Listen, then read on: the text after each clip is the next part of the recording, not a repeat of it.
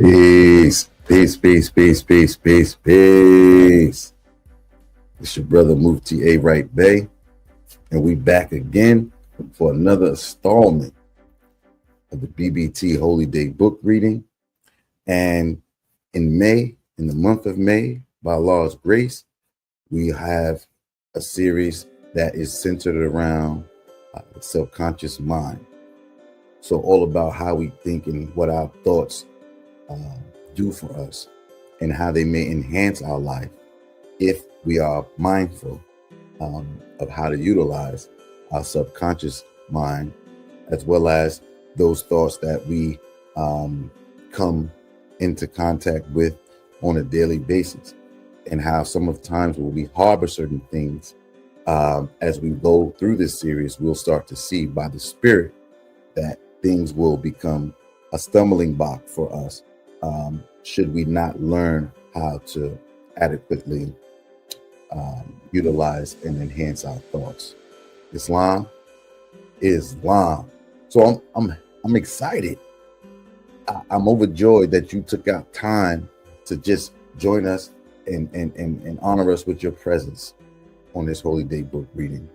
And I know your time is valuable, so we won't waste it. And as I say, and as I begin, listen, we can't have unity without you and I.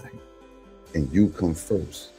And it's a pleasure that you joined us on this day. And you didn't stumble upon this video by accident. So let's go. Tonight, we will be venturing into a reading titled As a Man Thinketh by James Allen. As a Man Thinketh by James Allen. Very classical piece, but we're not going to move too fast to walk through it. And sit back, get whatever beverage or thing to make you comfortable as you relax under the sound of my voice, and let's go. As a Man Thinketh by James Allen. Bbt Holy Day book reading. Let's go. I'm a spirit speaking, truth seeking, heart reaching, knowledge leaking, seeds sowing, harvest reaping, man of neither means. I have yet to leave, I'm still breathing. To quit, I have no reason. I mean, I'm asleep, but I be trying to live my dream. I cannot even act if it's all easy. Either you gon' do it or you don't really. It ain't no in between. Baby, you can ask the sun, it's an everyday thing. Consistency in your routine is how you bring reality.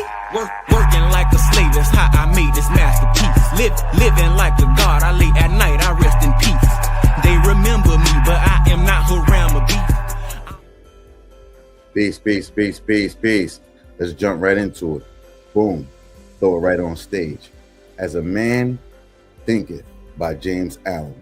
And for some of us who may have never heard of this topic in literature, do some background research on James Allen. There's also a version of this called As a Woman Thinketh as well, right? Slightly changing the language, but the same substance. Islam. So let's jump down a little bit in this and let's see what we got here. We're gonna wait. We're gonna see what we're doing. So let's read some of the forward here, right? So what this author, Mr. Allen, has for us. It says, this little volume, the result of meditation and experience, is not intended as an exhaustive treatise on the much written upon subject of the power of thought. It is suggestive rather than explanatory, its object being to stimulate men and women to discover and perception of the truth that they themselves are makers of themselves. I will repeat that, right? In this writing, we are to expand upon the object being that to stimulate man and woman to the discovery and perception of the truth that they themselves are makers of themselves by virtue of the thoughts which they choose and encourage that mind is the master weaver, both of the inner garment of character and the outer garment of circumstance, and that as they may have it hitherto woven in ignorance and pain, they may now weave in enlightenment and happiness. Come on, Brother Allen, let's scroll up. Let's scroll up. Let's jump into this thought and character. I want us to relax, and may the Holy Spirit lead and guide our steps as we delve into these words, and may they find a firm resting place in your spirit, so that way you then begin to bring things back to your remembrance, and we can build. Islam, thought and character. The aphorism, as a man thinketh in his heart, so is he, not only embraces the whole of man's being, but it is also comprehensive as to reach out to every condition and circumstance of his life. A man is literally what he thinks, his character being the complete sum of all his thoughts. As the plant springs from and could not be without the seed, so every act of man springs from the hidden seeds of thought and could not have appeared without them. This applies equally to those acts called spontaneity or spontaneous and unpremeditated, as to those which are deliberately executed. So as the writer brings out the illustration of a seed of thought, it brought me back to the Moorish Holy Quran, when we speak about that that every seed, right, is has the potencies or the potentiality of the father or the creator of that seed. So that seed has every especial quality, right, of that which produced it. So when we think of seeds of thought, right, we got to be careful now what we create these thoughts of, right? Because they were, as we will see, are planted deep within our mind to take root and to grow. Islam, as the writer writes on, it says, as these thoughts act is the blossom of thought. So action is the blossom of thought, meaning that once we think a thing, right, it don't become real, right? Watch this, until we put it into action. But that action is what? Derived from a thought. So what we see transpiring in our lives and other lives, other people's lives, even in the world, it must have first started as a thought. Act is the blossom of thought, and joy and suffering are its fruits. Thus does a man garner in the sweet and bitter fruitage of his own husbandry. And we know that husbandry is the tiller of the field, dealing with the agriculture. Islam, what are you planting? Thought in the midst, or thought in the mind, hath made us. We are by thought, we wrought and build. If a man's mind hath evil thoughts, pain comes on him, as comes the will, the ox behind. If one endure in purity of thought, joy follows him or her as his own shadow sure. Which is a poetry, like eloquently giving us a pictorial of good thinking, right, versus poor thinking, right? So as man is a growth by law and not a creation by artifice, and cause and effect is absolute and undeviating in the hidden realm of thought, as in the world of visible and material things. A noble and godlike character is not a thing of favor or chance, but is the natural result of continued effort and right thinking, the effect of long cherished association with God-like thoughts.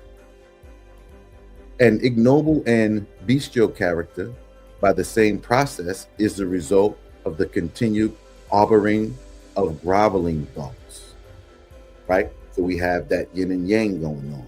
Man is made or unmade by himself. In the armory of thought, he forges the weapons by which he destroys himself. He also fashions the tools with which he builds for himself heavenly mansions of joy and strength and peace. By the right choice and true application of thought, man ascends to the divine perfection. By the abuse and wrong application of thought, he what? Descends below the level of the beast. Between these two extremes are all the grades of character, and man is their maker and master. So watch this. Between these two extremes, what? Our higher and lower selves, or our higher and lower natures, right?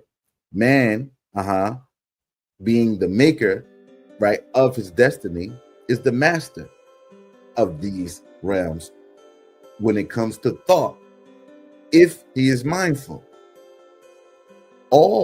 Watch this, of all the beautiful truths pertaining to the soul, which have been restored and brought to light in this age, none is more gladdening or fruitful of divine promise and confidence than this. What is that? That man is the master of thought, the molder of character, and maker and shaper of condition, environment, and destiny. Wait a minute. So if man is the master of thought, then one would have to think about the conditions of life and really contemplate, why are they appearing so haphazardly, right? And many of our lives in these conditions are not getting better or worse. Could it be that our thoughts and the way we manifest them aren't getting better? And that is the root cause of what we see on our external world, is of our internal disposition, our internal struggle with ourselves and with our thought patterns. Islam, as a being of power, watch this, intelligence and love, and the Lord of his own thoughts, man holds the key to every situation and contains within himself that transforming and regenerative agency by which he may make himself what he wills. Aya Asha Aya. I will be what I will to be, right? Man is always the master, even in the weakest and most abandoned state. I'm going to say that again. Somebody needed to hear that. Man is always the master, even in his weakened and most abandoned state.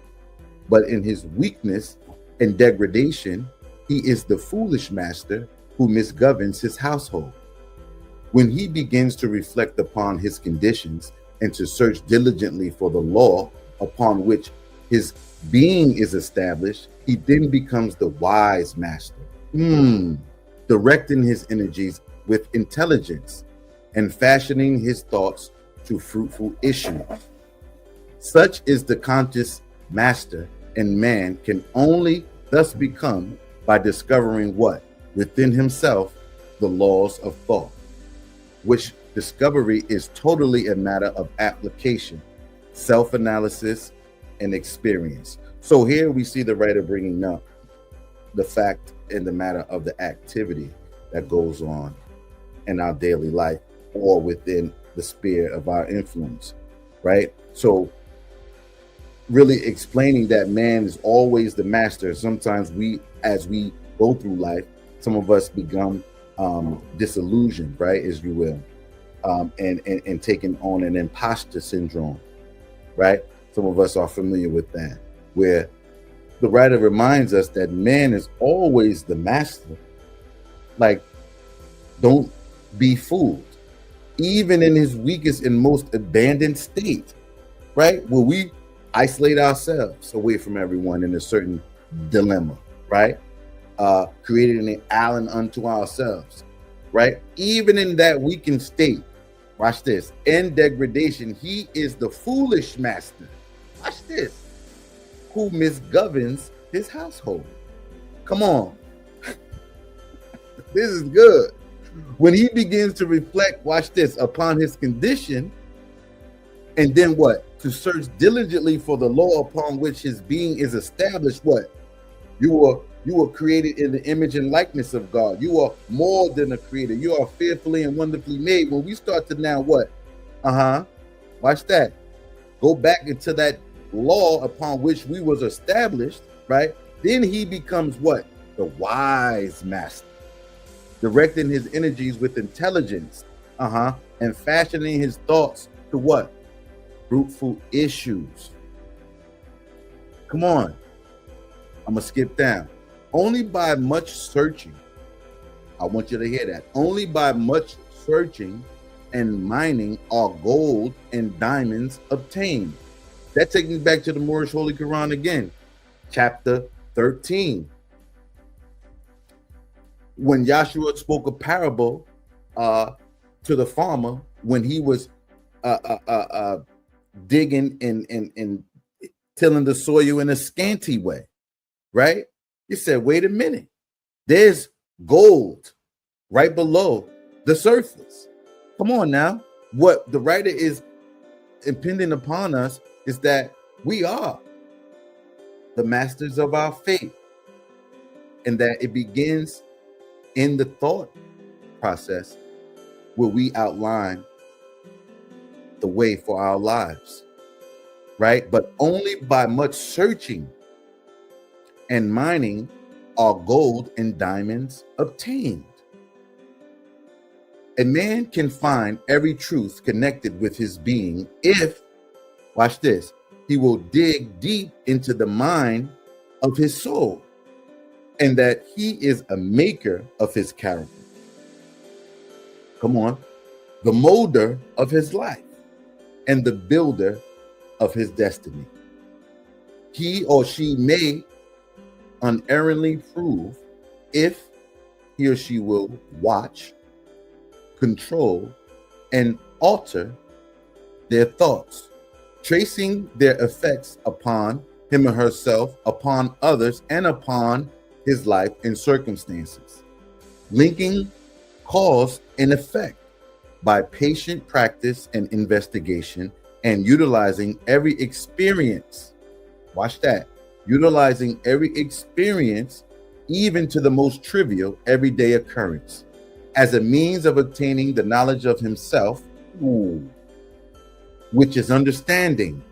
Come on, selfology, wisdom, power in this direction, as in no other, is the law absolute that he or she that seeketh will find it, and to him that knocketh it shall be open. For only patience, practice, and ceaseless importunity can a man enter the door of the temple of knowledge. Let's go. Come on, we working with good time. We're going to continue moving forward with the next section that's entitled Effect of Thought on Circumstances.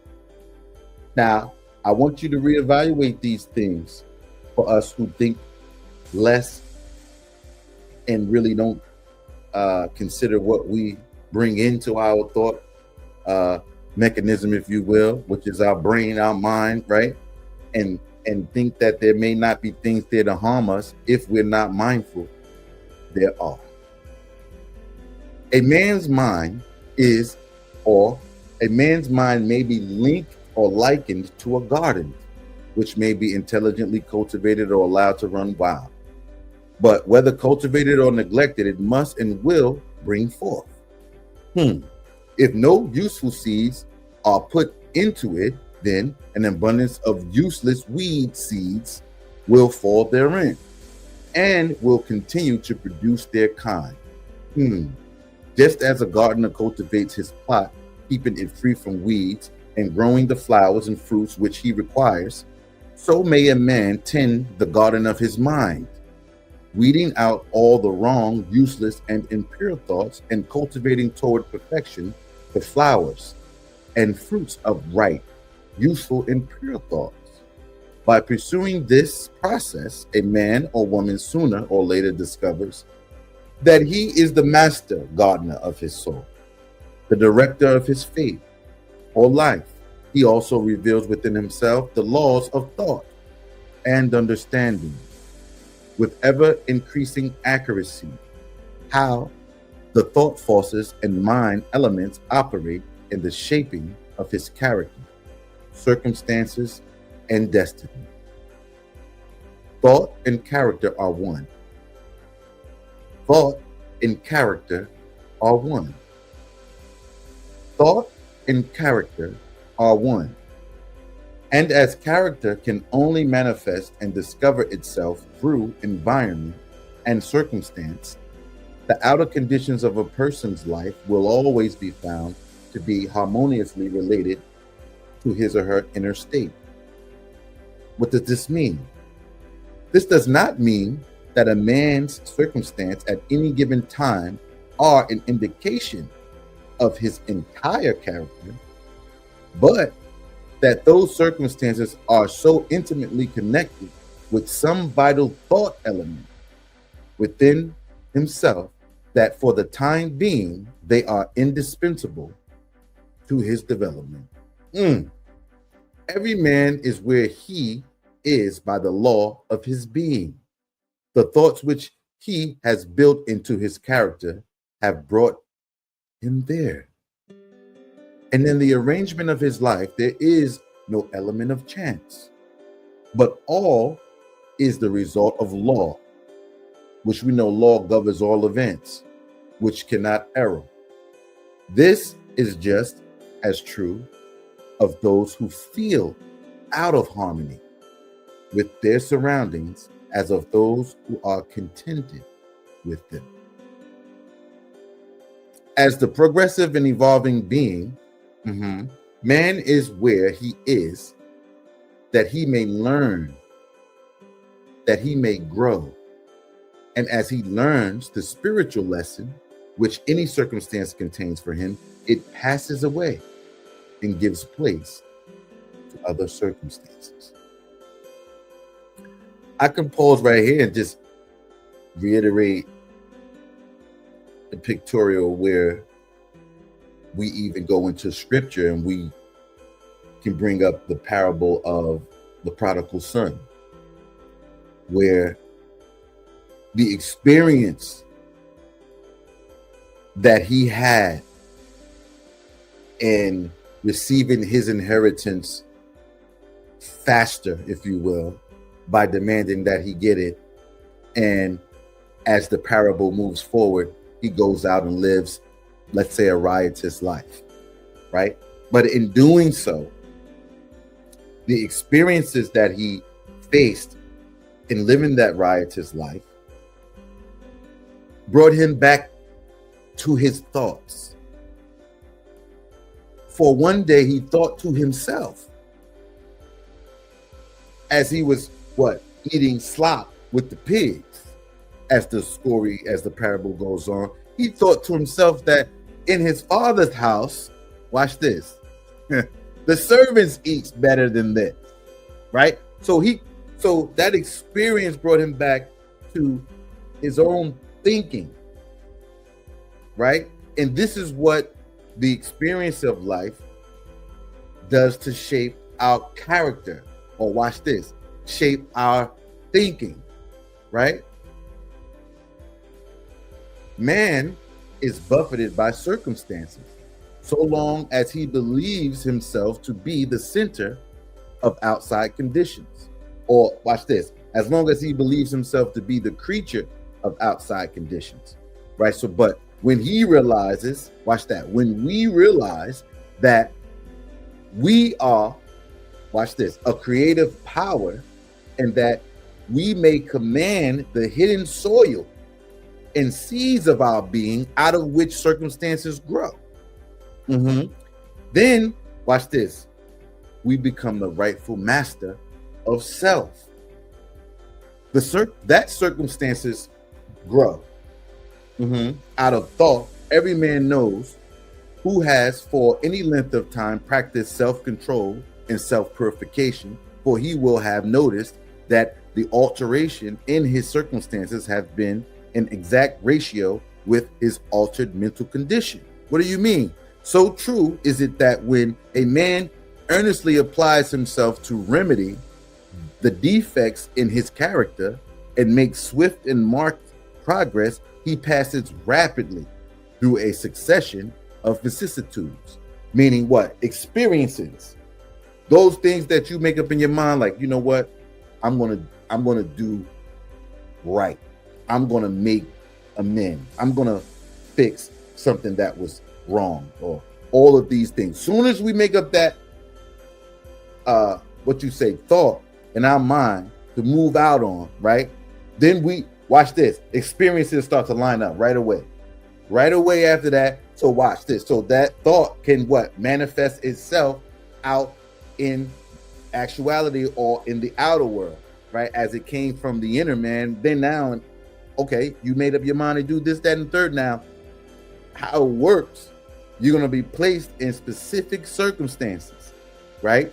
To what? Formulate that thought, to substantiate it, watch, and to bring it out into action.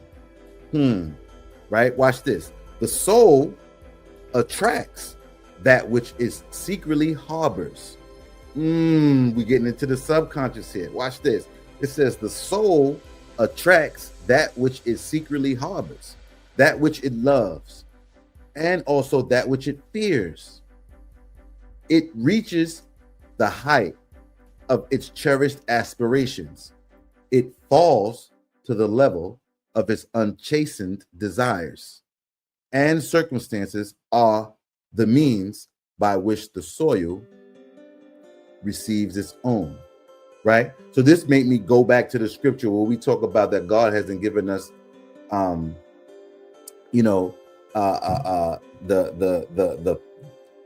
having given us a power. I'm paraphrasing it, right? God hasn't given us the spirit of fear, but of power, love, and a sound mind. So when it comes to you like that, you know that. Listen, this is why we read. This is why we study, because the Holy Spirit will start bringing stuff back up. So when you hear one word, oh yes, that's that. And that's how we connect the dots. Ping pings, things start going off in your hippocampus, and this is why the love and the journey to a knowledge of self is paramount, because we have all what we need within us. We were endowed with it by our Creator. So it really, all the answer lies within Islam. Every thought seed sown or allowed to fall into the mind and to take root there, watch this, produces its own. I'm going to say that again. Every thought seed or allowed to fall into the mind and to take root there produces its own, blossoming sooner or later into what? An action, and bearing its own fruitage of opportunities and circumstances. God thoughts bear good fruit.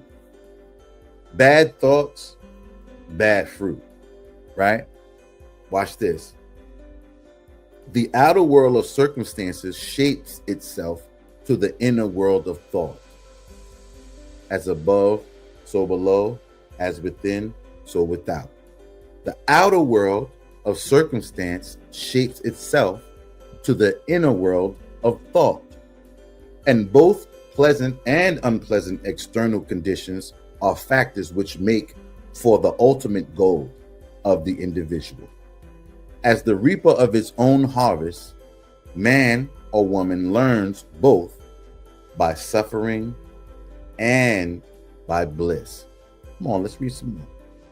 Following the inmost desires, aspirations, thoughts by which he allows himself to be dominated, pursuing the the wisp of impure imagining, and steadfastly walking the highway of strong and high endeavor, a man at last arrives at their fruition and fulfillment in the outer condition of his life. Right? The laws of growth and adjustment are everywhere obtained.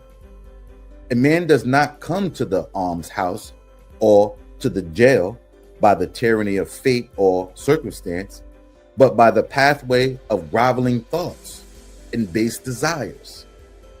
Nor does a pure-minded man fall suddenly into crime by stress of any mere external force. The criminal thought had long been scarcely fostered in the heart, and the hour of opportunity revealed its gathered power. Circumstances does not make the man. It's revealed him to himself.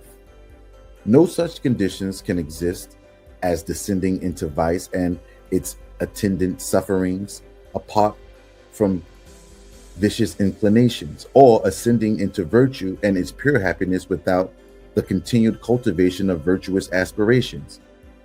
And man, therefore, as the Lord and master of thought, is the maker of himself, the shaper and author of environment. Even at birth, the soul comes to its own, and thought, and through every step of its earthly pilgrimage, it attracts those combinations of conditions which reveal itself, which are the reflections of its own purity, and in purity, its strengths and weaknesses. Men do not attract that which they want, but that which they are. Ooh, that'll preach. I'm gonna say that again. Men do not attract that which they want, but that which they are. Their whims, fancies, and ambitions are thwarted every step, but their inmost thoughts and desires are fed with their own food, be it foul or clean. The divinity that shapes our ends is in ourselves, but it is our very self. Man is, watch this, man is manacled by himself. Thought and action are the jailers of fate. They imprison, being base. They are also the angels of freedom. They liberate, being noble. Not what he wishes and prays for does man get, but what he justly earns. His wishes and prayers are only gratified and answered when they harmonize with his thoughts and actions. Watch this. That's why, man, let this mind be in you that was what? Also in Christ. So because what? We're walking into a thought vibration that now has to act out its life in actuality through our actions. So we want to take on a mind of Christ, right? Because our actions would therefore be Christ-like. Islam, watch this. Not what he wishes and prays for does man get, but what he justly earns. Let's move on. In the light of this truth, what do we say? What then is the meaning of fighting against circumstances? Working against the grain, if you will. It means that a man is continually revolting against an effect while all the time he is nourishing and preserving its cause in his heart. So like you harboring something, right, in your heart. Either it's another evil of someone else or some circumstance that would befall someone else, right? Watch this. And because you're harboring that thing and that seed thought, right, or that thought of that seed that was planted, right, the thought that you were harboring now begins to take shape in your life throughout your ways and actions, even though you wish this on someone else. So we see the pattern, we see the dynamic here. And when people say, "Oh, I want haters. I need haters," or haters are positive. Everyone, you're not doing well if you don't have haters. Well, wait a minute. The hate destroys the hater. So I'm not even in that realm. If that's what you do, that's what you do. You know, hate on the sidelines. I'm not even going to observe you, because listen, that's going to destroy what you're trying to bring forth in your life. What? Those seeds of hate. Come on. I hope we're catching this. Watch this. The cause may take the form of a conscious vice or unconscious weakness, but whatever it is stubbornly retards the effort of its possessor and thus calls aloud for remedy. That's how you saying like that misery love company thing. What happens is those thoughts like gathering together, right? So when you have a certain element in a certain faction, whether it be in a community, whether it be in an organization, a society, or whatever, these thoughts like to congregate together. That's why you see certain people together, because they have similar thought patterns. Watch this. Men are anxious to improve their circumstances, but are unwilling to improve themselves. They therefore remain bound.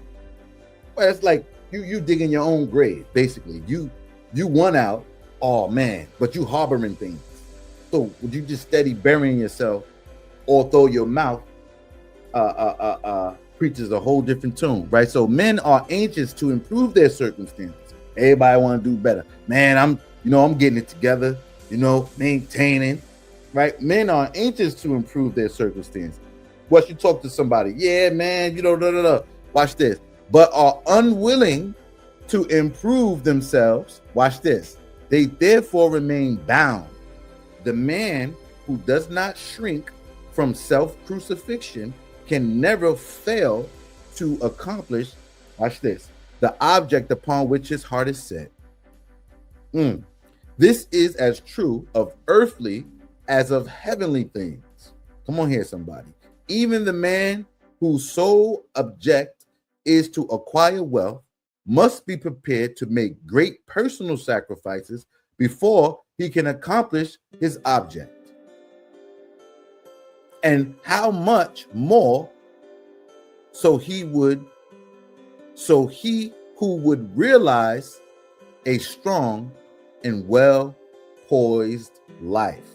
So those circumstances that will bring about the sacrificial activities that one would need to take to reach a certain height, if you will, would bring about a certain character. Because why? The experience developed that, right? Which would ultimately bring about a realization of a strong and well-poised life. Why? Because you done went through the fire. Watch that. Here is a man who is wretchedly poor. Watch this. He is extremely anxious that his surroundings and home comforts should be improved. Yet all the time, he shirks his work and considers he is justified in trying to deceive his employer on the ground of the insufficiency of his wages. Slickster, huh?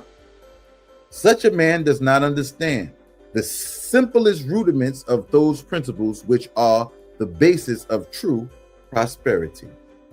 What is it? And it is not only totally unfitted, he is, right, to rise out of his wretchedness, but is actually attracting to himself a still deeper wretchedness by dwelling in and acting out indolent, deceptive, and unmanly thoughts. So your wage is not right. They don't really treat others right around here. So you know what? I'm not really going to perform. I'm going to do just enough. And I wish somebody would say something to me.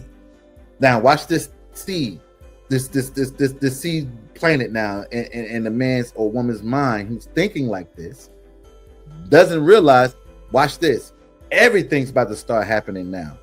You're not really doing anything. What's happening? Yeah, all these other things. Well, what's happening? Yes, you heaping things on yourself, as in this example, that you don't need, in which you're trying to really alleviate. And we're gonna close with this couple of things right here. So here, watch this other example. Is a rich man who is the victim of a painful and persistent disease as the result of gluttony. He is willing to give large sums of money to get rid of it, but he will not sacrifice his gluttonous desires. He wants to gratify, watch this, his lower self, watch this, his taste for rich and unnatural viands and have his health as well. Now, such a man is totally unfit to have health. Why? Because he has not yet learned the first principles of a healthy life. One more example. Here's an employer who, watch this. Here's an employer of labor who adopts crooked measures to avoid paying the regulation wage, and in the hope of making larger profits, reduces the wages of his work people. Such a man is altogether unfitted for prosperity. Why? And when he finds himself bankrupt, both as regards reputation and riches, he blames circumstances, not knowing that he is the sole author of his condition. I'm going to close it out here. It says, I have introduced these three cases merely as illustrative of the truth that man is the cause, right? Though nearly always unconsciously, watch this, of his circumstances, and that whilst aiming at a good end, he is continually frustrating its accomplishment by encouraging thoughts and desires which cannot possibly harmonize with that end. Such cases could be multiplied and varied almost indefinitely, but this is not necessarily as the reader can, if he or she resolves, trace the action of the laws of thought in his own mind and life. And until this is done, mere external facts cannot serve as a ground of reasoning. Circumstances, however, are so complicated, thought is so deeply rooted, and the conditions of happiness vary so vastly with individuals that a man's or woman's entire soul condition, although it may be known to him or herself, cannot be judged by another from external aspects of his life alone. A man or woman may be honest in certain directions, yet suffer privations. A man or woman may be dishonest in certain directions, yet acquire wealth. But the conclusion usually formed that the one man or woman fails because of his particular honesty, and that the other prospers because of his particular dishonesty. Is this the result of superficial judgment, which assumes that the dishonest man is always totally corrupt and the honest man almost entirely virtuous? In the light of a deeper knowledge and wider experience, such judgment is found to be erroneous. The dishonest man may have some admirable virtues which the other does not possess, and the honest man obnoxious vices which are absent in the other. The honest man reaps the good results of his honest thoughts and acts. He also brings upon himself the sufferings which his vices produce. The dishonest man likewise garners his own suffering and happiness. It is pleasing to human vanity to believe that one suffers because of one's virtue, but not until a man has extirpated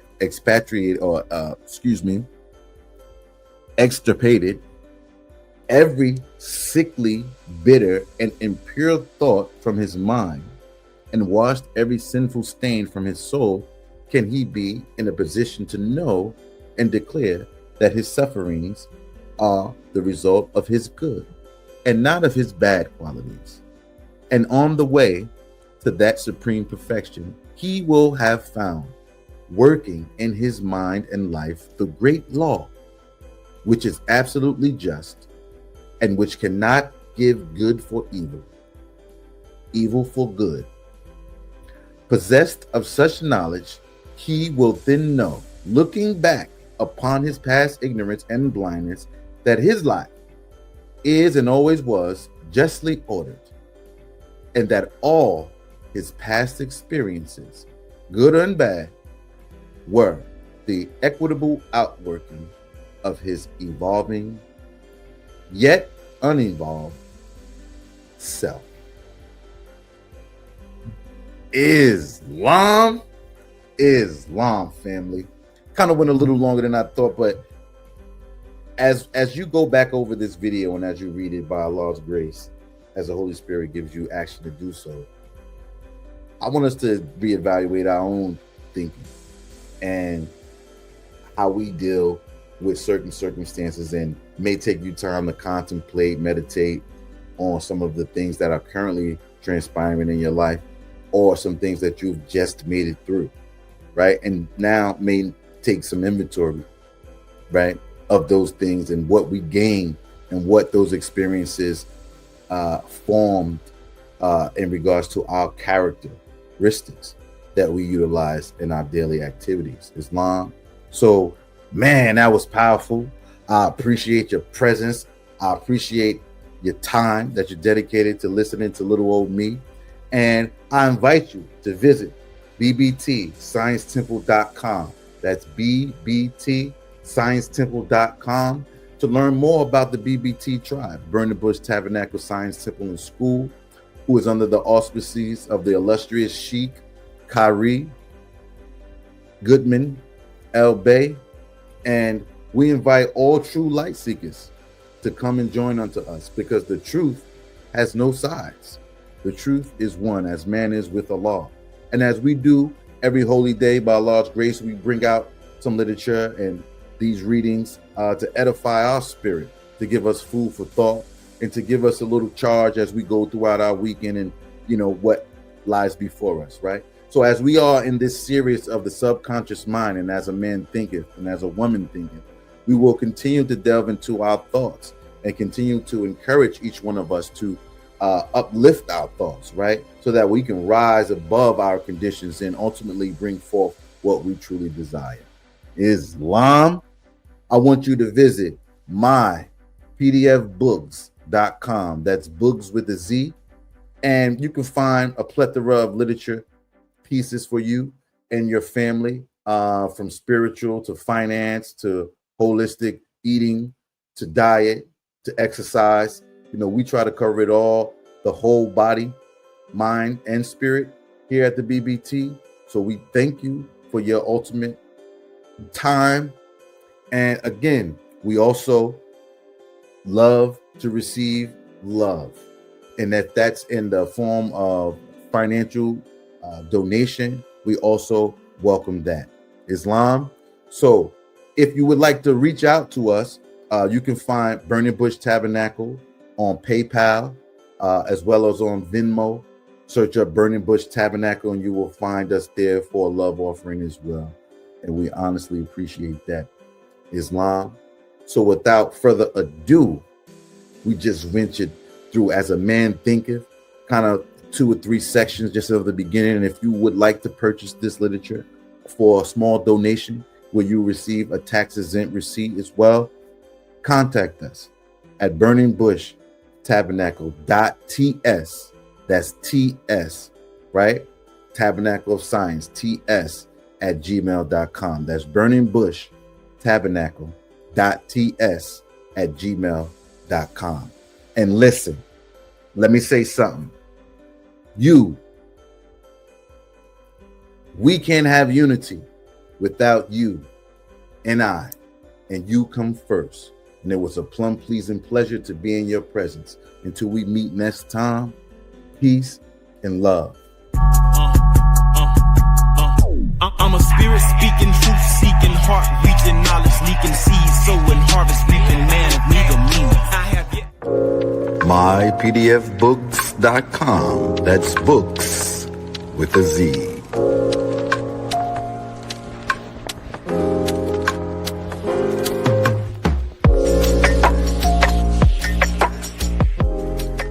Once again, this broadcast has been brought to you by mypdfbooks.com. That's books with a Z, where reading fundamental. Also brought to you by bindedbooks.com, where treasures are bound. Be sure to get all of your teas at My Son's Teas, the tea of teas, divinely prepared at herbsofmyaunt.com. Be sure to check out all of those musical stylings by Brian Hicks Spade at bhspademusic.com. For your everyday items and religious regalia, be sure to check out morrishaberdasher.com. And for that everyday especial Morris drip, be sure to check out moresachi.com. And all of these companies are powered by ALO Design Pros. Design your online business strategy today.